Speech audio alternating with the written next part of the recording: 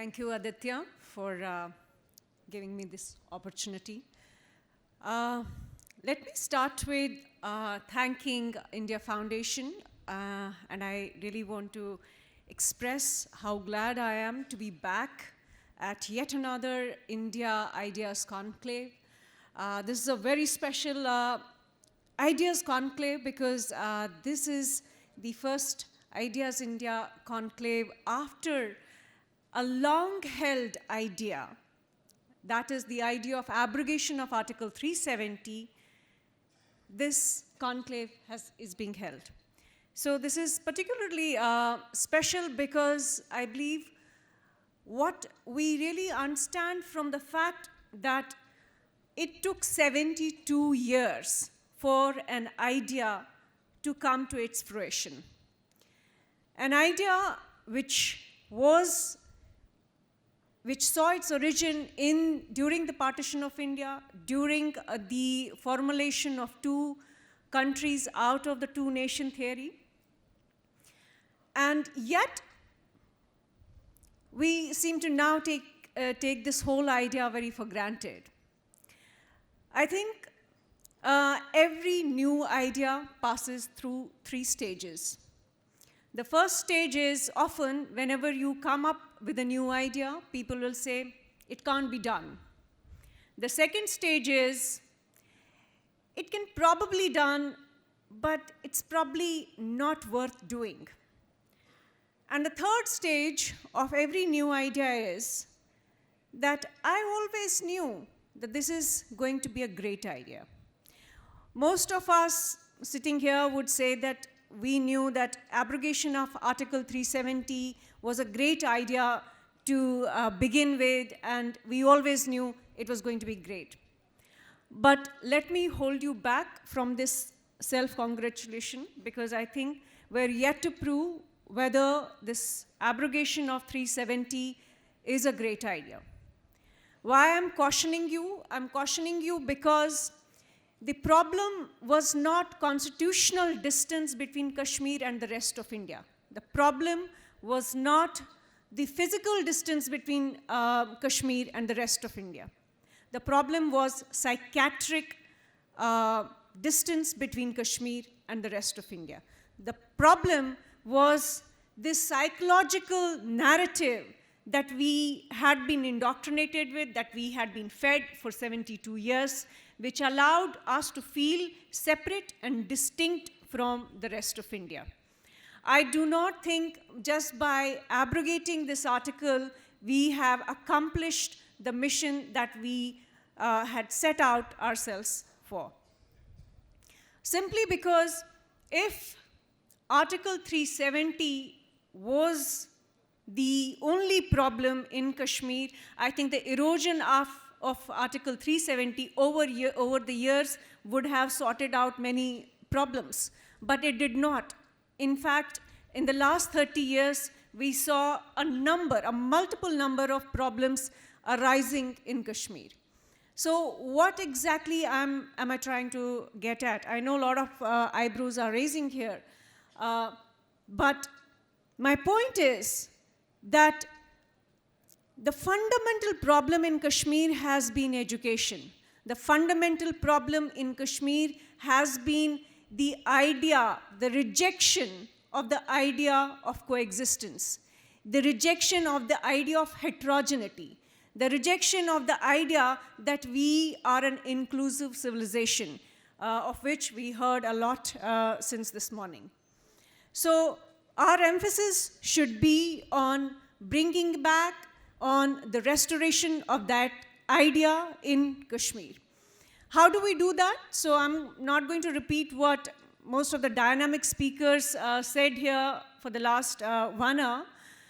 I'm going to focus only on 3 new ideas, and I know that a lot of people in Kashmir may still feel that this cannot be done, but they should be done in the next few years, and the future of Kashmir, the future of India, will be dependent on the implementation of those ideas. My first idea, you have to secularize education in Kashmir. In fact, I did speak to former Governor N.N. Vohra about this, and he asked me back, he said, why only secularization of education in Kashmir? Why not secularization of education in the entire country? And I agree with that perspective. Because the moment you bring religion into your public institutions or private institutions at primary or secondary or even higher secondary level, you are allowing the genesis of a narrative which is fundamentally problematic. The supremacy of a religion, the reinforcement of religious identity above nationalistic identity. And I think that is the problem in Kashmir today. It has been a problem in the last 30 years, which nobody has been talking about. We think that constitutional mechanisms that we have employed by abrogation of 370 will help in that, but I think somewhere every single government in the last 72 years, especially in the last 30 years, failed on this front. We allowed our schools, our colleges, our universities to become the hubs of these viruses of bigotry and prejudice against the other by not checking the kind of radicalization, the kind of Islamization, the kind of religious indoctrination that our institutions have propagated in the last 30 years. My second idea. A lot of people in Kashmir, even today, after August 5, have been saying that there should be a domicile right for people in Kashmir, in Jammu. In fact, there's a lot of conversation going on, even in Jammu, that people should have domicile rights, because other states, some states in India do have domicile rights. I think that's a bad idea. I think this idea should not be allowed to even germinate in any of the conversations. Simply because more than Kashmir, it's been Ladakh and it's been Jammu who have remained backward, who have remained regressive, who have remained cut off from the mainland India in terms of economic integration, in terms of development. It's not Kashmir which lacks development. It's Jammu and it's Ladakh which lack development. And that's where you need to integrate Jammu and Ladakh with the rest of India. That is not to say that Kashmir doesn't need jobs and it doesn't need employment, but often people say that the problem in Kashmir is that you give them employment, you give investment, and the problem will just disappear. I think that is again a wrong notion. There has to be equitable development in all three regions, but the focus of development as of today should be really Jammu and Ladakh. What Kashmir really needs is one, peace, a long, stable government. But for government, which many in Delhi think that we can do the same old style politics, we can use and implement the same old idea of imposing a third front, another coalition of several parties, political parties, and impose it on Jammu and Kashmir. I think that's again a bad idea. Simply because in the last 30 years, the nature of politics in Kashmir has been around separatism and soft separatism. So there is not much distinction between the nature of politics that you will see even if you bring in a third front-led coalition in Kashmir today. What you really need is organic growth of political parties. What you really need in Kashmir today is also the return and rehabilitation of Kashmiri Pandits. But before I get to this point, I want to make a comment on what my colleague and friend Junaid Matu said earlier. Junaid, I think I've been one of the few Kashmiri Pandits who've been talking about Kashmiri Muslims, their persecution, their victimization, their sacrifices, not only across India, but on international forums, for which I have drawn flag, for which I got ridiculed, for which I got slammed, not by some of the Indians, but also by American Democrats, but also by Islamist radicals like Ilhan Omar.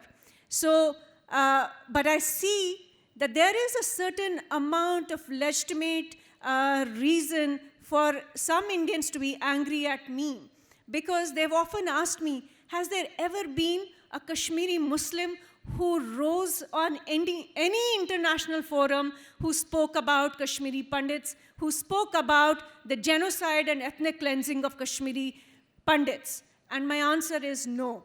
Your answer, I'm sure, will be no too, because there hasn't, even though Kashmiri Pandits out of their way have been trying to reach out, have been trying to bridge the gap between Pandits and Muslims, between the common shared grief that we have experienced in the last 30 years, there has not been any outreach from any mainstream political party towards the displaced Kashmiri Pandits in Kashmir.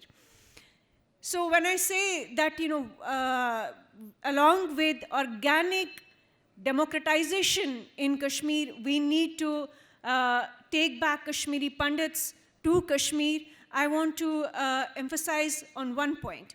To expect Kashmiri Pandits to go back to, say, some community centers or to some townships, I think it's very unfair and an unacceptable demand from any government in this country. Simply because you cannot send Kashmiri Pandits back unless and until you provide a mechanism, constitutional, legal, I don't know which one you will choose, unless you provide a mechanism for not allowing another genocide, for not allowing another ethnic cleansing of Kashmiri Pandits in the valley. You have to ensure that it does not get repeated in history. So, but the return of Kashmiri Pandits is not necessarily only for their own good, but also for the good of Kashmiri Muslim society, for the good of India, for the good of Jammu and Kashmir as a state. And also good for politics of Jammu and Kashmir. You cannot expect a different nature of politics in Kashmir if you do not have representation from Jammu, from Kashmiri Pandits, from Ladakhis, from different ethnicities and indigenous groups in Jammu and Kashmir. So, three ideas essentially, that on social front, return and rehabilitation of Kashmiri Pandits, education, secularization of education, economic integration with the mainland India, and then one more idea. As a displaced Kashmiri Pandit, as an atheist, as a rationalist, as a skeptic, I would like to see the same kind of freedom that I enjoy in Delhi, that I enjoy in Gujarat. I want to enjoy the same kind of freedoms in Kashmir, which means that you have to bring in uniform civil code. You have to have one law for this entire country from Kashmir to Kanyakumari. On that note, I thank you once again for giving me this opportunity to speak.